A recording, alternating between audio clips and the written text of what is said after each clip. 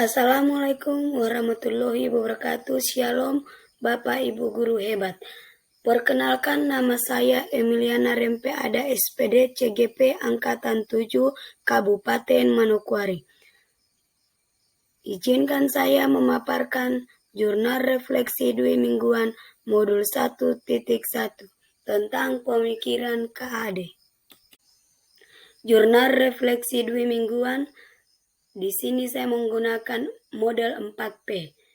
Yang pertama, peristiwa. Yang kedua, perasaan. Yang ketiga, pembelajaran. Dan yang keempat, penerapan. Terkait dengan peristiwa, ketika saat ini saya sedang mengikuti program guru penggerak, ada beberapa peristiwa yang menjadi catatan penting terkait dengan program guru penggerak yang saya ikuti. Yang pertama, pada tanggal 19 Oktober 2022, pengenalan LMS program guru penggerak oleh Bapak Romlin Nurhidayat SPD, Bapak Sukamto SPD, dan pada tanggal 20 Oktober 2022, pembukaan oleh Bapak Menteri Pendidikan. Pada tanggal 22 Oktober 2022 diadakan lokakarya orientasi guru penggerak Angkatan 7 dan disertai dengan pembagian kelas. Model P yang kedua yaitu perasaan. Setelah mengikuti program guru penggerak Angkatan 7, ada 3 hal yang menggambarkan perasaan saya saat ini. Ketika pertama kali mengikuti program guru penggerak, ada rasa khawatir tentang tugas di dalam LMS. Pertanyaan di dalam hati yang muncul adalah, apakah saya bisa selesaikan tepat waktu, mengingat situasi dan kondisi saya. Dalam hal ini saya harus bisa memanage waktu sebaik-baiknya. Perasaan yang kedua tentang harus semangat. Di dalam diri saya harus belajar untuk menumbuhkan rasa semangat.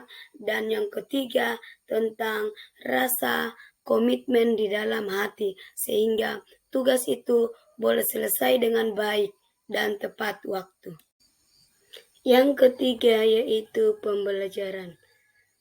Sesuai dengan pemikiran Ki Hajar Dewantara, ada 4 poin penting yang saya dapatkan ketika mempelajari modul 1.1, yaitu pemikiran Ki Hajar Dewantara yang pertama yaitu menuntun sesuai dengan pemikiran KHD. Maka peran saya sebagai seorang pendidik harus mampu memberi tuntunan kepada peserta didik saya sesuai dengan kodratnya, sehingga peserta didik saya bisa mencapai keselamatan dan kebahagiaan setinggi-tingginya, sehingga siswa mencapai kemerdekaannya dalam hal belajar. Yang kedua, berorientasi pada anak. Sebagai seorang pendidik, hendaknya selalu memperhatikan kebutuhan anak, sehingga kita harus sering berorientasi kepada anak.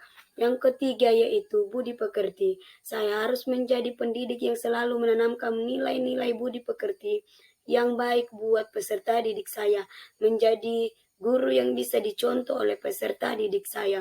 Yang keempat yaitu kodrat alam dan kodrat zaman, sesuai yang disampaikan oleh KHD bahwa kita harus bisa memperhatikan kodrat alam dan kodrat zaman. Kodrat alam antara pendidikan zaman dahulu dan pendidikan zaman milenial itu berbeda, sehingga kita sebagai seorang guru harus memperhatikan kodrat alam dan kodrat zaman. Seorang guru harus bisa menggunakan dan memahami terkait dengan penggunaan teknologi untuk menunjang proses pembelajaran di kelas, sehingga siswa bisa tertarik. Yang terakhir yaitu penerapan. Model pembelajaran dan strategi pembelajaran yang saya gunakan yaitu pendekatan konseptual. Yang kedua, ice breaking, mengkombinasikan pembelajaran dengan permainan agar semangat siswa terjadi. Yang ketiga itu budaya positif. Saya akan selalu menanamkan budaya yang positif serta karakter yang mulia. Yang keempat, asesmen diagnostik. Tujuan mengidentifikasi kompetensi, kekuatan, kelemahan peserta didik untuk menunjang perbaikan dalam proses pembelajaran yang saya lakukan selanjutnya. Demikian refleksi jurnal mingguan modul 1.1. Salam bahagia, guru penggerak. Terima kasih.